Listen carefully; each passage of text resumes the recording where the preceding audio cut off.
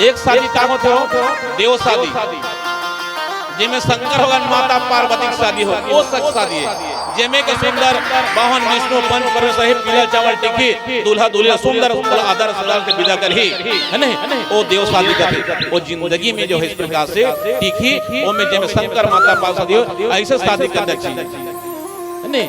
अब एक शादी का होते हैं मरण शादी।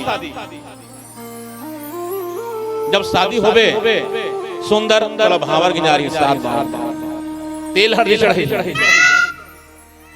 है नहीं, डोली घलक उठाए 4 जन करते सुंदर मांग घलक भरी जब शादी होवे। और जब मर जाते ना तो वही लसौल ना राम राम सत्य है सत्य यही गत है 4 जन लेगी और कहत रहे चले बरतिया चले बरतिया 4 गोटिया नैनन सुकुरे।